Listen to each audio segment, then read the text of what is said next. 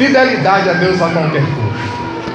Eu preciso lembrar você que a palavra fidelidade, de acordo com o nosso português, a língua que falamos, fidelidade significa lealdade.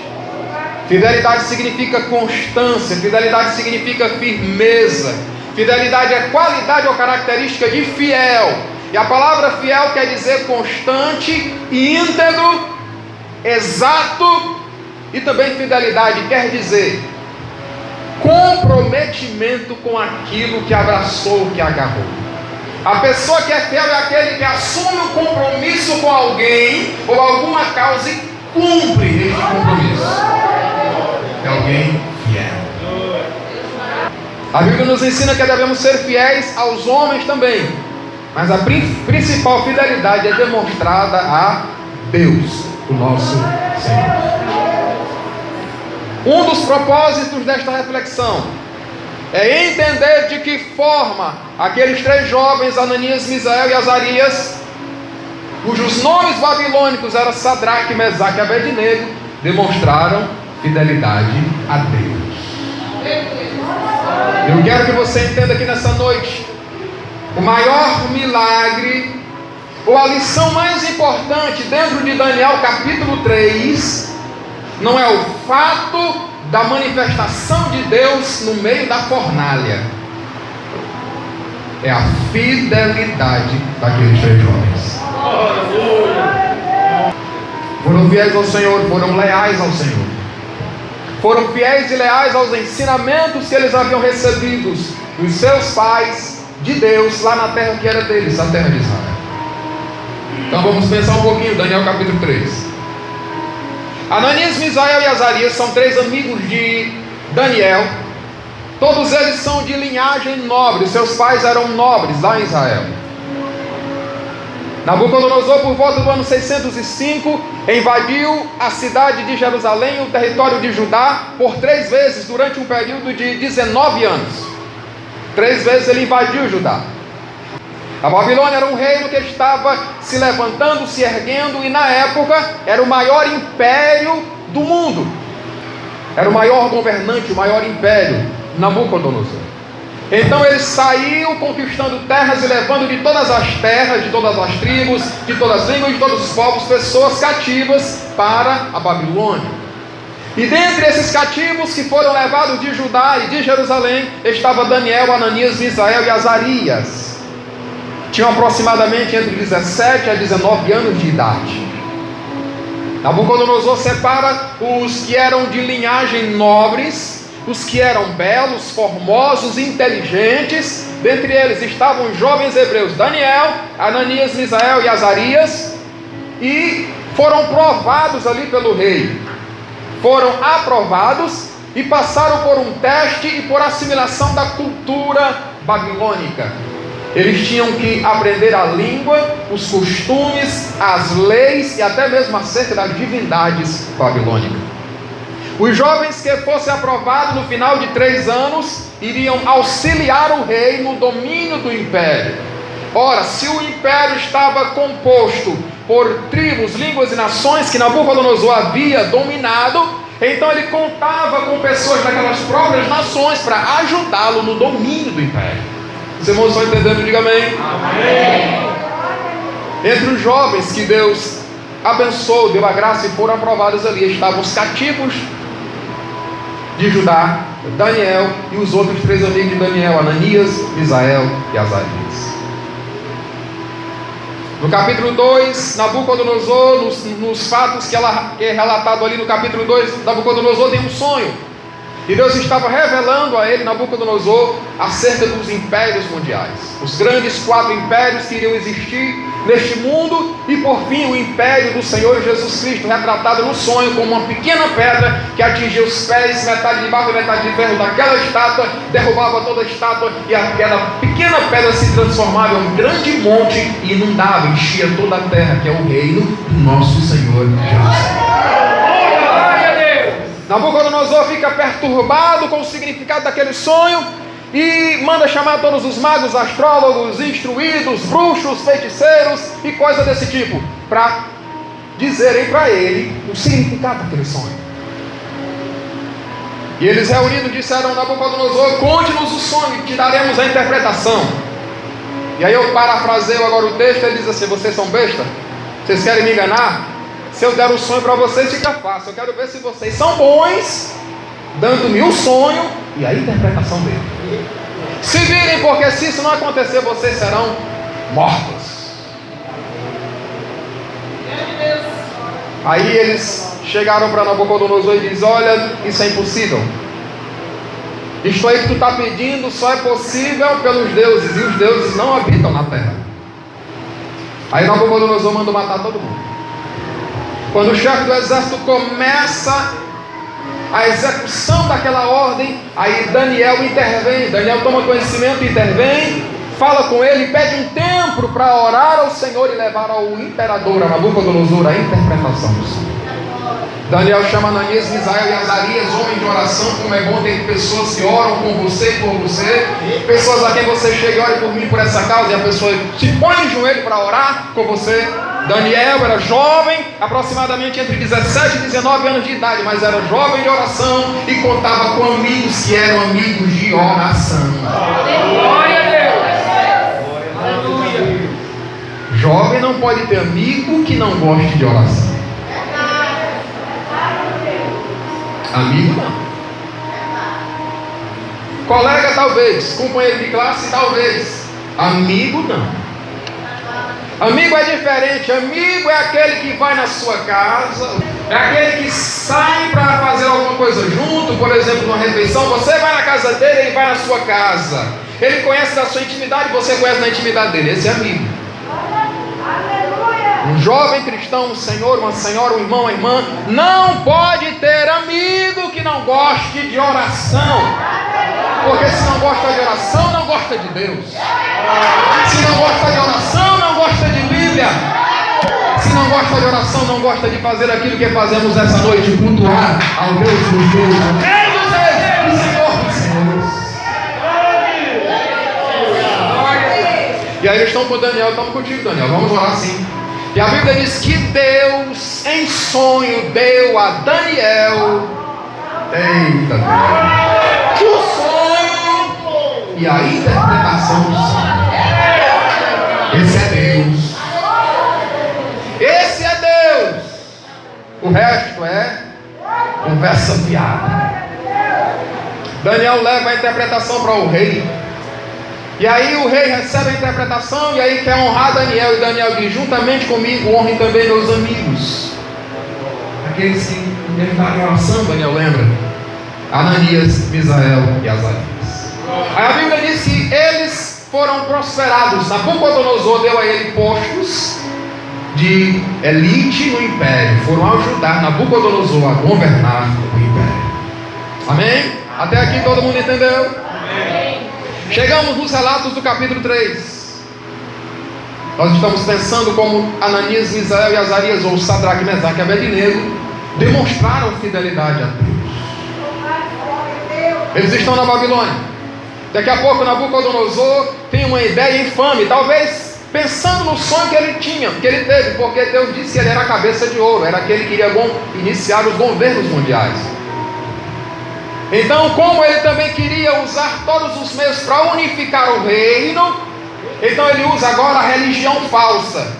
Ele cria uma estátua e ergue essa estátua. A Bíblia diz, capítulo 3, versículo 1, que ela tinha quase 30 metros de altura. A Bíblia diz 60 côvados. As Bíblias na linguagem mais atual diz 27 metros de altura. Por 6 côvados de largura, ou quase 3 metros de largura.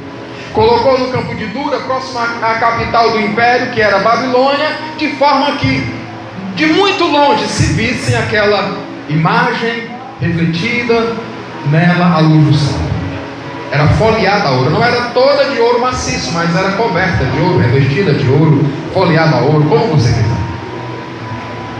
E ele dá uma ordem para todas as autoridades civis e militares do império se fazerem presente na inauguração, na consagração da estátua. E contando aí por alto as autoridades de cada província, os sátrapas, que eram espécies de vice-reis. Em cada província havia um homem chamado de sátrapa, era um vice-rei. era a principal autoridade do rei naquela província.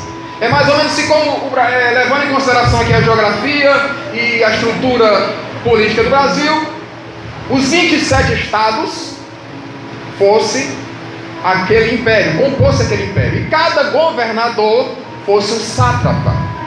Mas diferentemente do que acontece no Brasil hoje, cada um daqueles sátrapas ou governador das províncias era colocado diretamente por Nabucodonosor. Ele colocava e ele tirava.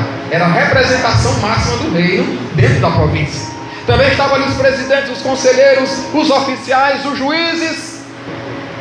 E aí naquele momento de consagração, o arauto do rei, o porta-voz do rei aparece e anuncia dizendo, em alta voz o texto diz: anuncia-se a vocês, pessoas de todas as tribos, línguas, povos e nações aqui presentes, que quando os instrumentos tocarem a harpa, o pífaro, a sambuca, a gaita de foles, quando esses instrumentos tocarem, será um sinal de que todos vocês deverão se prostrar e adorar. Não somente se prostrar, mas se prostrar e adorar. Você vê isso nos versículos 3 a 5. E tem mais, o arauto diz: quem não se prostrar e não adorar a imagem levantada por Nabucodonosor vai ser imediatamente lançado na fornalha de fogo.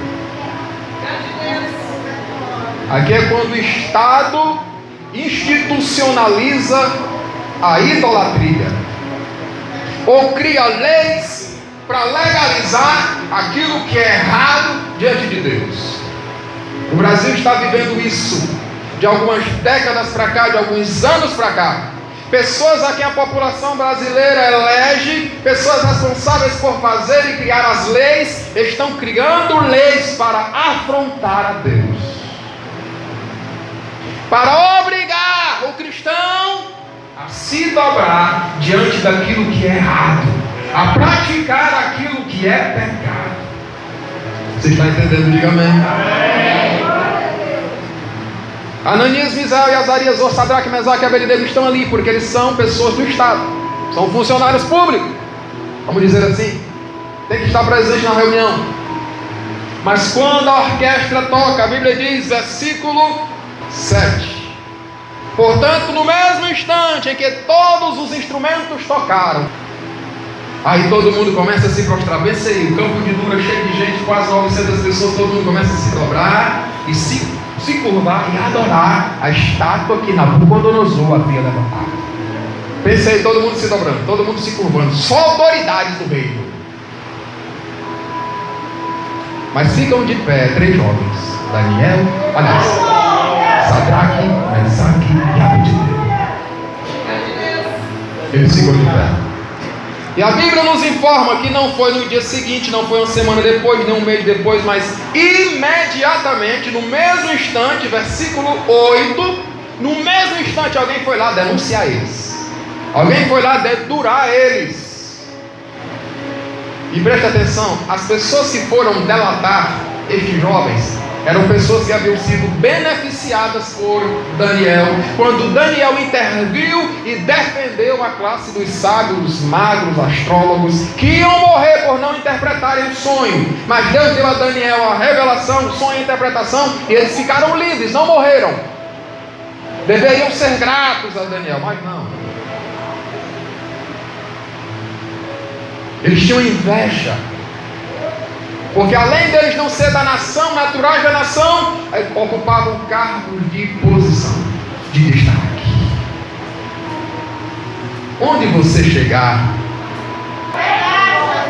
só porque você adora a Deus, o Deus dos céus, só porque você professa a fé cristã, só porque você ama a Bíblia, só porque você ama louvores e canções que falam do céu e que não arrastam você para a carnalidade, senta não sei aonde, abaixa não sei aonde, tira não sei o que, faz não sei o que, só por causa disso, só porque você não rouba, só porque você não mente, só porque você não anda de forma devassa, só por causa disso você é odiado. Porque você é diferente, porque você conhece o Deus dos céus, e Ele não nos permite tudo não, Ele não nos permite qualquer coisa não.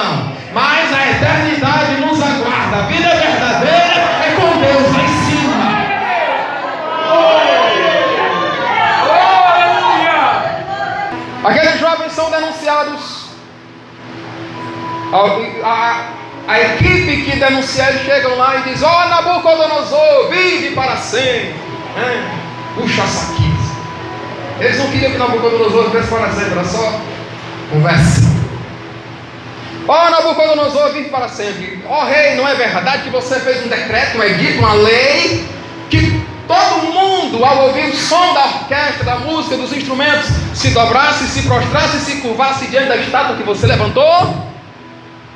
Pois é, Nabucodonosor, tem 3 homens aí, nem são babilônicos, são judeus, são estrangeiros. E detalhe, tu estabeleceu eles, colocou eles sobre os interesses da Babilônia, mas eles não fazem caso de ti.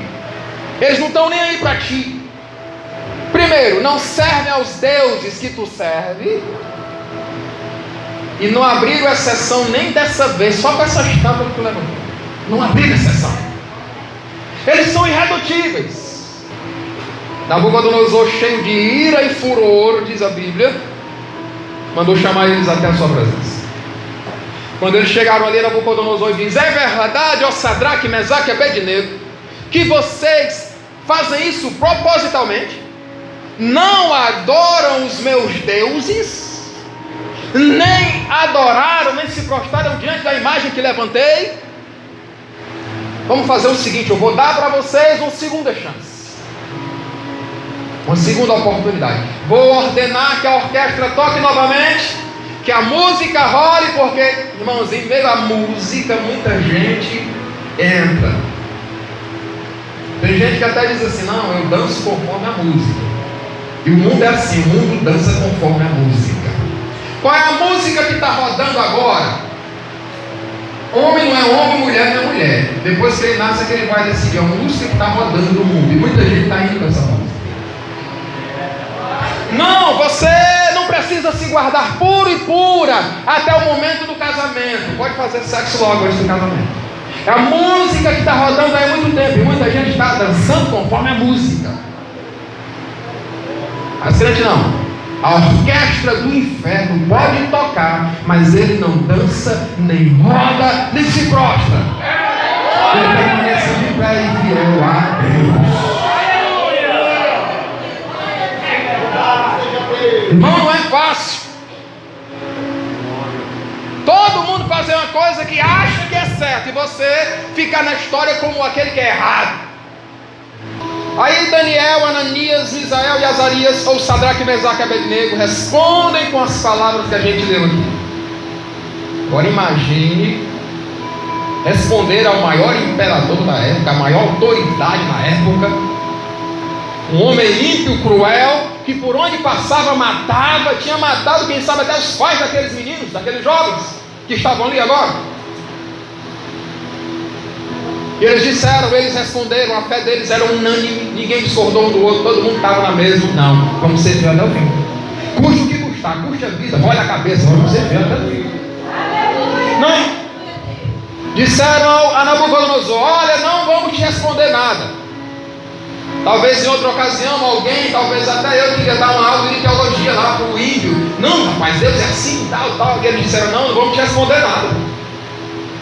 A única resposta nossa é o seguinte: o nosso Deus, a quem nós servimos. Eu preguei no Parque Sul outro dia sobre convicções, e estes jovens demonstram aqui nestas palavras as convicções deles.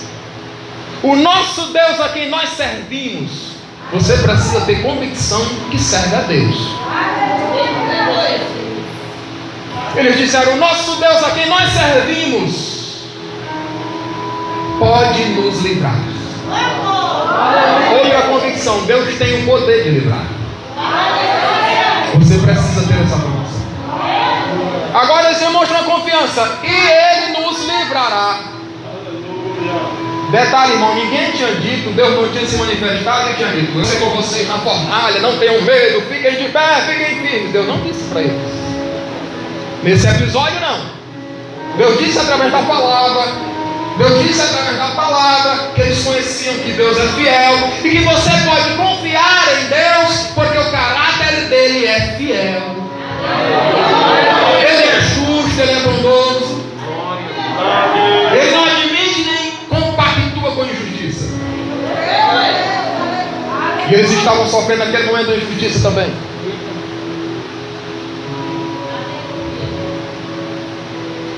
Mas fica sabendo, ó rei, que se ele não nos livrar, versículo 18, mesmo assim, não vamos nos prostrar. Agora aqui é reconhecimento de soberania divina. Deus é Deus. Se Ele quiser me livrar de alguma coisa, Ele me livra. Poder para isso Ele tem. Se Ele não quiser me livrar, não é questão pessoal minha, Ele sabe o que está fazendo. Lá em Atos capítulo 12, 2 obreiros, 2 servos do Senhor são presos: Tiago e Pedro. Atos capítulo 12. O que acontece com Tiago, irmãos? Quem lembra? Tiago é decapitado, cortaram fora a cabeça dele. Homem de Deus, líder da igreja de Jerusalém. Mas o que fizeram? O que aconteceu com Pedro? Deus o livrou da prisão. Deus faz o que Ele quer. A uns Ele livra da morte, a outros Ele leva para a eternidade. Acabou. Se eu adoecer, Deus pode me livrar da morte. Mas se eu adoecer para a morte, por propósito de Deus, a igreja do mundo inteiro pode orar, a gente vai se consagrar e Deus mesmo assim me leva. Porque Ele é soberano. Ele faz o que Ele quer fazer e ninguém impede. Entra na cova, entra na fornalha, abre mar vermelho. Ele é Deus.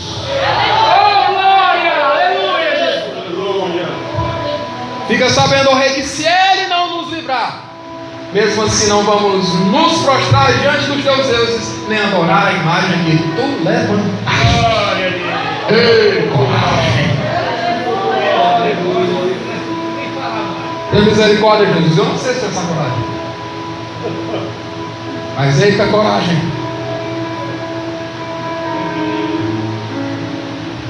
Imediatamente aquele rei, a sua ira se intensificou, o seu rosto, o seu semblante mudou contra aqueles 3 jovens. E o rei diz: olha, pode aquecer a fornalha agora 7 vezes mais. Temperatura máxima, fogo máximo. Põe lenha nesse negócio aí, menino.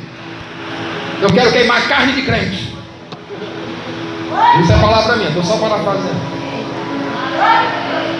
Mandou os homens mais fortes do seu exército. Nem precisava, irmãos. Era só conduzir eles que eles iam numa boa. Mas não, mandou chamar os soldados mais fortes do seu exército, amarrou os 3, com roupa, com chapéu, com calções, com capa, com tudo. E mandou jogá-los imediatamente dentro da fornalha. Os historiadores dizem que a fornalha era uma espécie de dessas fornalhas grandes que usam para trabalhar cerâmica ou metais. Devido ser grande, em cima tinha uma boa com abertura, mas tinha uma porta lateral e controlava ali através do ar que entrava e saía daquele ambiente. Então ela era grande, então cabia algumas pessoas dentro, comportava algumas pessoas grandes devido à sua dimensão. A Bíblia diz que eles foram imediatamente jogados lá dentro. O fogo estava tão intenso e a ordem do rei era tão urgente que os homens que foram jogar eles morreram por causa das chamas. Está aqui no capítulo 3 de Daniel. E eles caíram atados, amarrados dentro da fornalha. Tem gente que quer ver você cair na fornalha.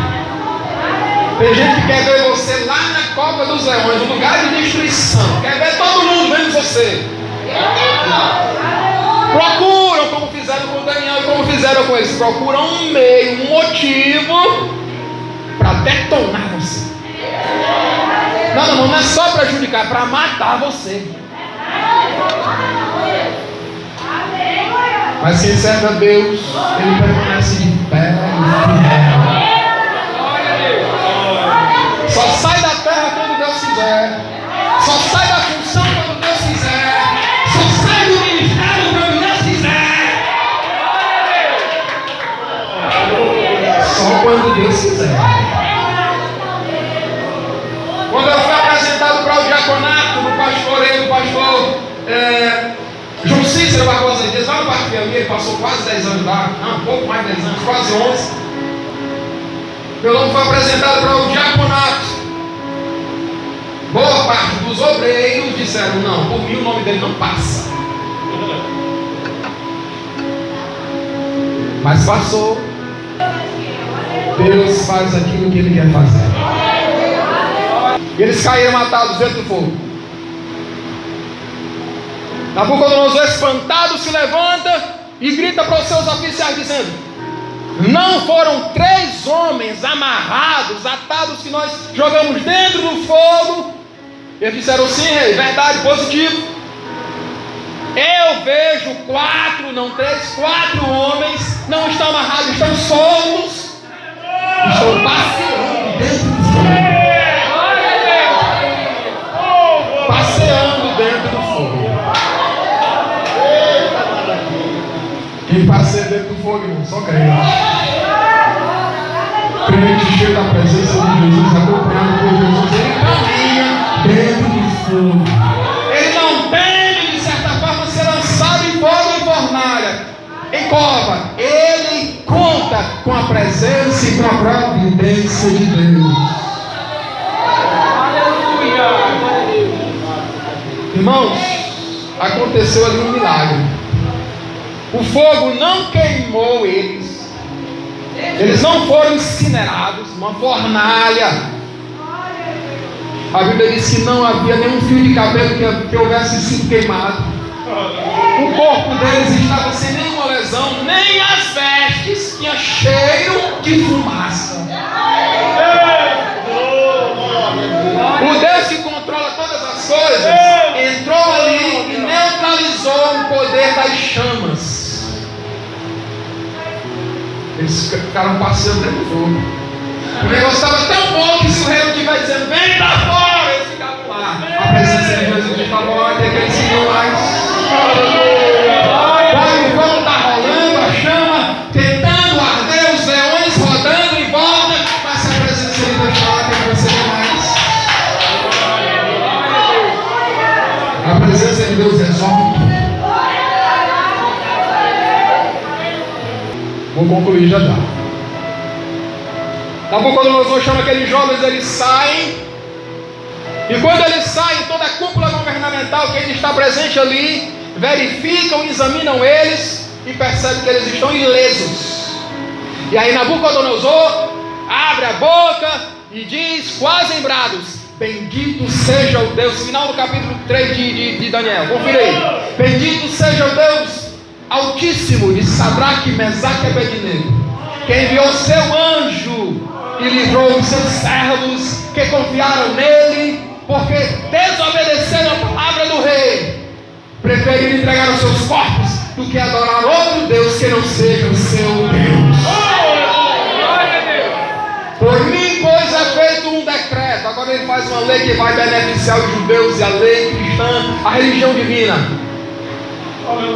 Todo aquele que disser blasfêmias contra o Deus de Sadraque, Mesaque e Abednego será despedaçado. Tem uma versão que diz esquartejado, e a sua casa feita um monturo, porque não há Deus como é que é livre como este.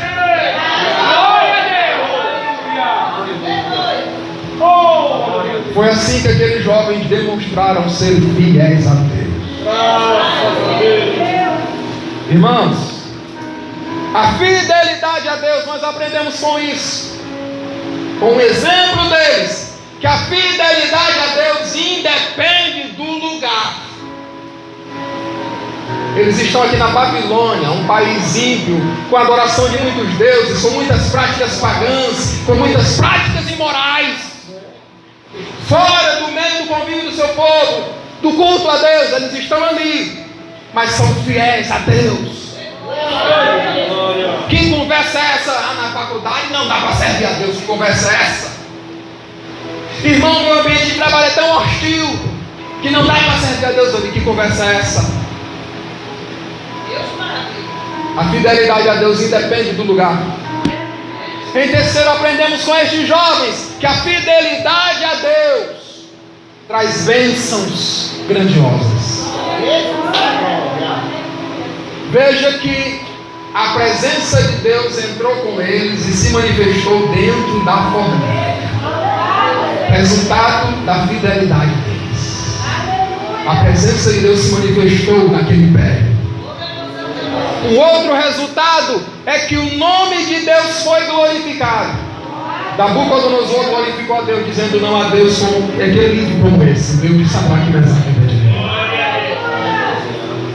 Um outro resultado, irmãos, é que foi feita uma lei, um edito, para permitir naquele país a liberdade de expressão daqueles crentes que estavam ali. Se eu me manter fiel, se a igreja do Brasil se manter fiel a Deus, ele pode sim, se quiser, se for plano dele, sancionar leis que sejam para benefício do povo. Em terceiro lugar, a fidelidade destes homens nos torna parecidos com Jesus. Aleluia. Que rejeitou todas as ofertas do diabo, preferiu a cruz. E Deus deu a Jesus um nome que é sobre todo o nome. Se você puder, fique de pé em nome de Jesus. Você entendeu a mensagem? Diga amém. Agora, só como conclusão, a Bíblia, o que tem a ver eu com isso? A Bíblia nos mostra que Deus espera de nós nada menos do que fidelidade. 1 Samuel capítulo 12, versículo 24, a Bíblia diz: tão somente temei ao Senhor e servi-o fielmente. Tem que ser fiel. Servir a prestar serviço, fazer alguma coisa para Ele, implica também em ato de adoração. Hebreus capítulo 3, versículo 12 diz: vede, irmãos, que nunca haja em vós um coração mau e infiel para se apartar de Deus ou do Deus vivo. Se não podemos ter um coração mau ou infiel, então devemos ter um coração bom e fiel. Em a terceira epístola de João, versículo 5, nos ensina que o nosso proceder tem que ser fiel. Amados, amado, procedes, do verbo proceder, que significa se comportar, tem a ver com atitudes. Procedes fielmente em tudo que fazes para com os irmãos e para com os estranhos. Amém. Mediante isso, Glória a Deus. o que podemos resumir é que Deus espera de nós nada menos do que fidelidade. Mas antes de orar, vamos fazer só uma consideração. Aqueles jovens, eles não sabiam se Deus iria livrá-los ou não, ou como Deus lhes livraria. Se livrando eles da fornalha e da morte, ou se através da morte lhes desse um lugar melhor, a eternidade. Estes jovens, eles são lembrados lá em Hebreus 11, na galeria dos heróis da fé, onde a Bíblia diz que pela fé uns fecharam a boca dos leões, apagaram o poder do fogo, a referência direta a eles, e fizeram outras coisas, abriram o mar, destruíram cidades, venceram inimigos, mas também pela fé, está em Hebreus 11. Alguns foram cerrados ao meio, foi pela fé. Sofreram perseguições, foi pela fé. Foram destruídos, foi pela fé. Foram queimados, foi pela fé. Glória a Deus. A fidelidade a Deus, não me entenda mal, mas compreenda, a fidelidade a Deus não quer dizer que Deus vai nos livrar todos os momentos da morte. Vai dizer que Ele vai nos garantir que Ele será fiel também conosco, enquanto for propósito dEle permanecermos aqui. Veja que Estevão, quando é apedrejado e está morrendo, ele levanta os olhos aos céus, Atos capítulo 6 e 7, ele levanta os olhos aos céus e ele vê Jesus ao lado de Deus, e Jesus está em pé. Como que ele dizendo assim: vem, Estevão, foste fiel no pouco, sobre muito te colocarei. Glória a Deus. No céu você entrará os fiéis. Em Apocalipse capítulo 2, versículo 10, a parte B, a Bíblia diz: ser fiel até amanhã, certo? Não, ser fiel até a morte, e dar-te-ei a coroa da vida. Tem que ser fiel. Tem que ser fiel. Tem que ser fiel. Quantos entenderam a palavra? Diga amém. Feche os seus olhos, vamos orar.